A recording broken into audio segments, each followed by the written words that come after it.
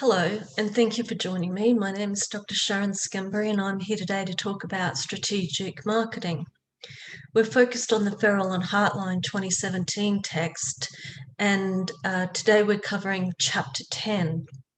Chapter 10 is all about developing and maintaining customer relationships. And we'll just share the screen here and get going.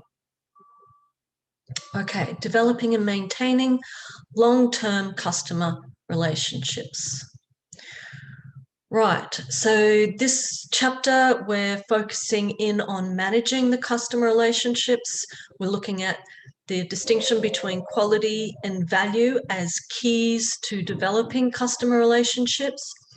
And we take a look at customer satisfaction as a key to customer retention. Now, the right marketing strategy is not about making a large number of transactions.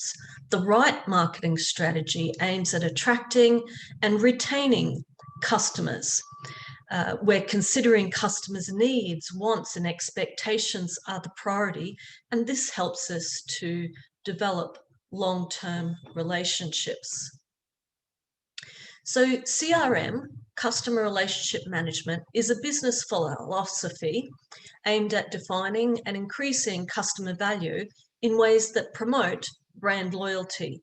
So we're aimed our efforts at retaining the right customers. In adopting a CRM approach, we're taking a stakeholder approach. So we're considering our customers, our employees, our supply chain partners, and other external stakeholders. So CRM requires the organisation to shift perspective from a focus on customer acquisition to a focus on client retention. And here we've got a table summarising what that shift entails. We're shifting our focus from mass marketing to one-to-one marketing. We're shifting our focus from acquiring new customers to building relationships with current customers. We're shifting our focus away from increasing market share, and instead we're looking at increasing our share of the customer's expenditure. We're shifting our focus from short-term to long-term strategic focus. So when we're looking at developing relationships in consumer markets, the goal is to move consumers through varying levels of increasing relationship intensity to the point where customers become ambassadors for our products and our organisation and our brands. The focus is on building the firm's share of the customer, which means fully serving that current customer instead of trying to acquire new customers and increase market share. So CRM is about encouraging more business, a higher level of volume, a higher volume of business with our current customers. And to do that, we have to realise that not all customers have equal value. We want to focus on the high net worth customers. All right, so here's the stages of the relationship that we want to move a customer through. We want to, first of all, ensure that our customers are aware of what it is that we're offering them. And so at this stage of the relationship, we're promoting an informational approach standard advertising is an example of the type of marketing that we would conduct at this stage of awareness. When they are purchasing our product for the first time, we want to make sure that to encourage that initial purchase, we might offer a product trial. We might deliberately stimulate interest and ensure that our product is within their evoked set of alternatives. Now, to turn that initial purchase into a repeat client, a repeat customer, we want to make sure that our customer is satisfied. And so following up after the sale is a good idea. The next stage after the repeat customer level of relationship is the client relationship. And here we are looking to acquire more of each individual's customer's business. So here we might look at personalizing our products and services to meet that customer's evolving needs and wants. So loyalty programs, for example, and broadening our product offer. The next level of relationship is a community relationship where we've created social bonds and opportunities for customers to interact with each other.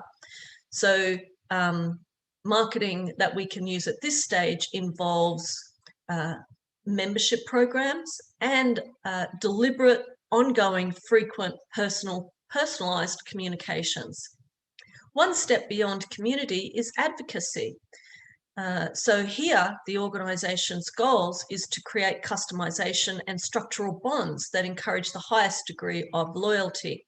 So at this stage of the relationship, the organisation, the brand, the product is part of the customer's life.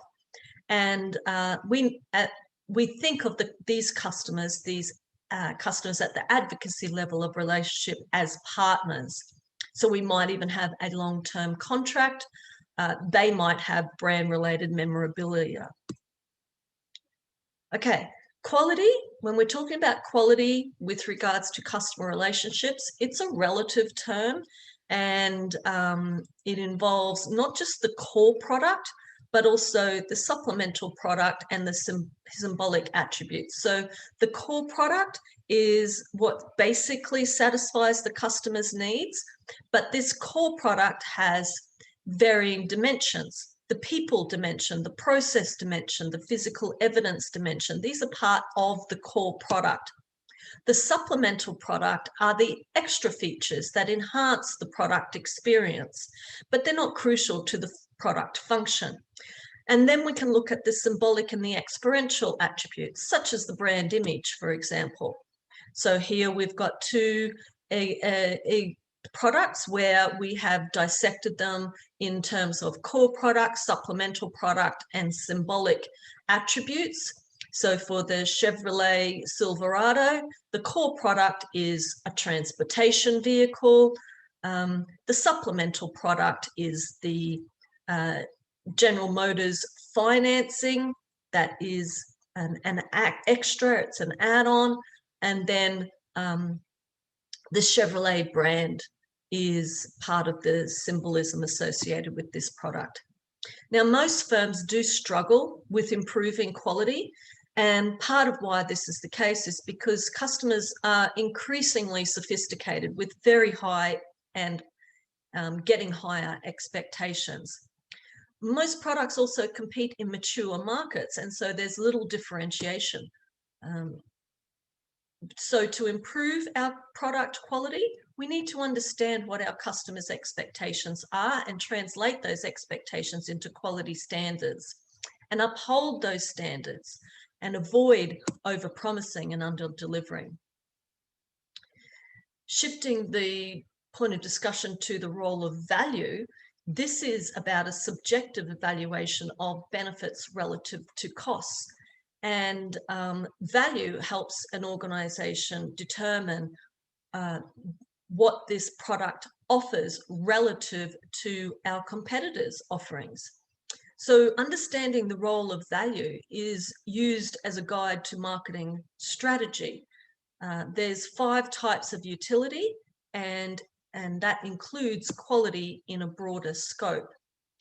Understanding the role of value also accounts for every marketing mix element. It explicitly considers the customer's perceptions, and it's a means of organising the internal aspects of the strategy. So a simple formula for value is to identify the benefits that a customer derives and then divide that by the costs that the customer will incur.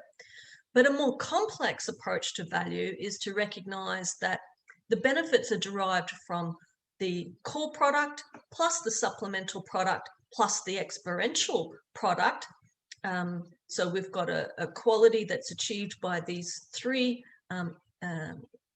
component parts of the product.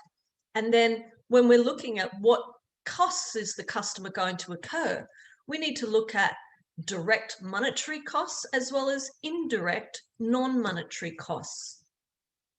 So the core product, the supplemental product, and the experiential or symbolism of the product creates a unique combination. And the organizations can use this unique combination, this value formula, to impact customer perceptions. When we're talking about monetary costs, yes, it's about financial outlay, but it's also outlay incurred over the life of the product. Non-monetary costs is about time investment, it's about perceived risks, it's about the effort involved to buy and consume that product. And typically, non-monetary costs may well be ignored because they're not as common, they're not as explicit, they're not as measurable. So if we want to compete on value, we want to alter each element of the marketing mix to enhance the value. Okay, so we want to increase the core value.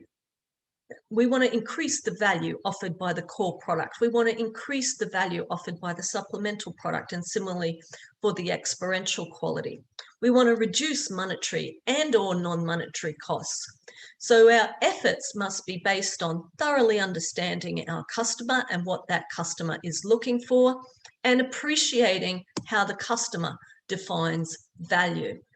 Now, different market segments, of course, will have different perceptions of what is valuable, and this is key to adapting when we're targeting different consumer segments.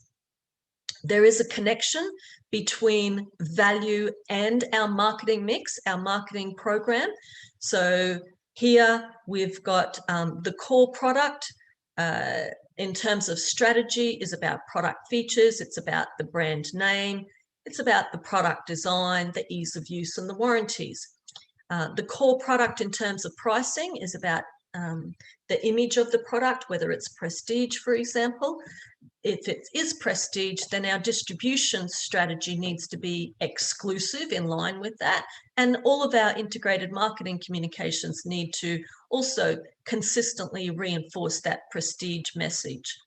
When we're looking more specifically at the supplemental product quality, we're talking about the value added features, and service augmentation is an example here. We mentioned financing by Chevrolet, and our distribution strategy might be a delivery and installation or on-site training, and our integrated marketing communications might be friendly salespeople, for example. Now, going further into experiential quality as a value component. Right, so here our product strategy might be focused on entertainment. Our pricing strategy accommodates that. Our distribution strategy is 24/7 availability, for example, and our IMC strategy is all about reputation. There are monetary costs involved. It might be about those exclusive features that we're offering as part of the product. And this, of course, is incorporated into our selling price, our delivery price, our installation and delivery strategy. The IMC is going to look at the image and prestige associated with that high level cost, for example. Now, in terms of life cycle costs, maybe here the emphasis with regards to the product is about durability and reliability. In terms of pricing, it's about low maintenance and low cost of repair. In terms of distribution, we might be focused on highlighting availability of replacement parts. And the IMC strategy is going to reinforce that reliable reputation. Non-monetary costs, we want to minimize our opportunity costs to the customer here. Our pricing might include a guarantee on our product or a return policy. The distribution strategy will focus in on the convenience, and the IMC strategy will ideally reinforce this purchase decision. Okay, so we mentioned that customers have varying levels of expectations, but each customer segment will have ideal expectations and minimal expectations. And in between, we talk about a zone of tolerance. So expectations will vary depending on the situation. The expectations increase where personal needs are high, or when the level of customer involvement in the purchase is very high. Expectations will decrease when customers are more tolerant of poor performance, or maybe when they have few alternatives available to them. Okay, so the zone of tolerance is the difference between the upper and the lower range of customer expectations, and it's about the level of variability that the customers will accept. So there's three potential outcomes of the zone of tolerance. The customers might be delighted. This happens when we exceed their performance expectations. They might be satisfied, and this is where performance falls within the zone. They may well be, unfortunately, dissatisfied, and this is when performance falls below the adequate expectations. So as marketers, we need to strategically manage customer expectations. Firms should look for ways to delight their customers without making it an everyday occurrence. So going above and beyond the call of duty is a way to delight your customers. Striving to exceed adequate expectation, and finding out if the initiatives can be easily copied by our competitors. There is a distinction between satisfaction, quality, and value. So let's look at that. Quality is narrowly defined and judged on an attribute by attribute basis. With regards to satisfaction, this is based on expectations, and it's about a totality of experience. Expectations and satisfaction can be based on quality, can be based on value, and it can also be based on factors that have nothing to do with quality or value. Isn't that fun, right? So anyway, customer satisfaction is all about, ideally, retaining your customers. So in order to achieve customer retention, we have to understand what can go wrong. We can focus on controllable issues. We can also manage customer expectations. We can offer satisfaction guarantees. We can make it easy for the customers to complain. We can create relationship programs, and we can make customer satisfaction measurement an ongoing priority. There's various metrics related to customer satisfaction, and these include the lifetime value of the customer. So what is this customer worth to your organization over time? What's their average order value? What does it cost to acquire a new customer as opposed to retaining a current customer? What does it cost to convert a customer from inquiry stage to sales stage? And then what is our rate of retention? What is our rate of customer attrition? What is our rate of customer recovery? Number of referrals is also a customer satisfaction measurement, as is social communication. So there you go. There is chapter 10, and that brings our coverage of Farrell and Hartline 2017 to a close. Thank you very much if you've been keeping up with me along the way. there'll be more and other topics as going forward, but I hope you like. Thanks then. Bye.